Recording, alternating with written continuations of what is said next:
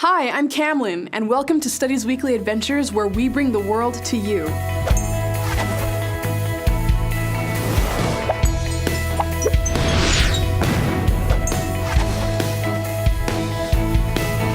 Today we're going to explore the oldest masonry fort in the continental US, CastilloDeSanMarcos in St. Augustine, Florida. It's very cool.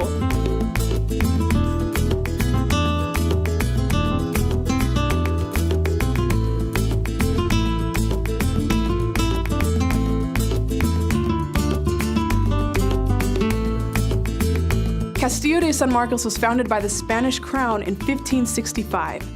4 countries have occupied the fort: the Spanish, the British, the United States of America, and the Confederate States of America. It started off as a wooden fort, but after it was attacked by pirates in 1668, the Spanish began construction on a star-shaped masonry fort made of shells. Now, I know what you're thinking. Shells? Really? Yes. It's a material called coquina, which means small shells. It's a stone that's made of small shells that have bonded together to form a stone that is similar to limestone. They mined the coquina from a place called King's Quarry on Anastasia Island and brought it over on boats. Native Americans and workers from Havana, Cuba constructed the fort. The Spanish held the fort until 1763 when the British peacefully took it over, but it was returned to the Spanish after the American Revolution in 1783. It was then given to the United States in 1821 as part of the Adams-Onis Treaty.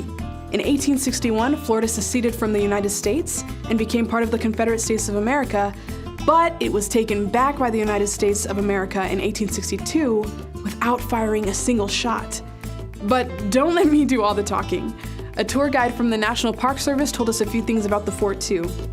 In this particular area, it was the Timucuan Indians that they were interested in. That is, in fact, who they relied on when they first arrived to learn about the different food sources and even the different building materials that were used here, primarily the coquina that the fort's built out of. One of the reasons that the Spanish came to the New World was to spread Catholicism. I'm standing in front of the chapel door, which is a very beautiful and ornate door because it is part of the Catholic chapel here inside the Castillo. And from St. Augustine all the way to California, the Spanish will establish missions to reach out to the local tribes.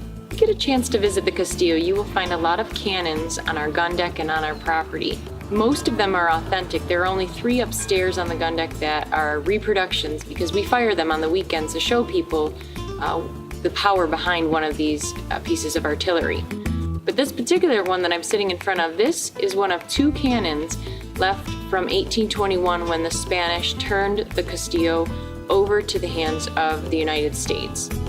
This is the lavatory that the Spanish designed to flush. Yes, believe it or not, even back in the 1700s, they had flushing toilets.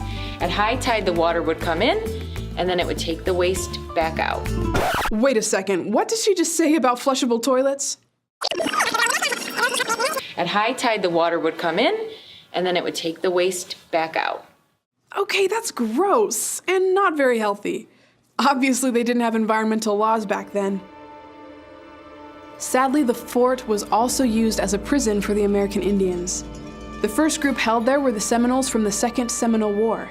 This included Chief Osceola. Later, members of Geronimo's band of Chiricahua Apache were imprisoned there, along with Plains tribes like the Cheyenne and Kiowa. Women and children of the tribes were also held prisoner there, and many died. Let's hear what the park ranger had to say about the unique art form that came out of this tragedy.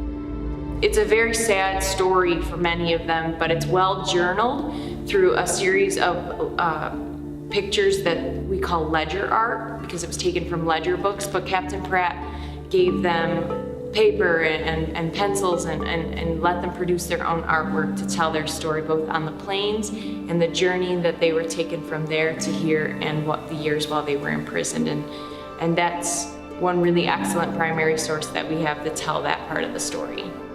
Thank you for visiting CastilloDeSanMarcos with us.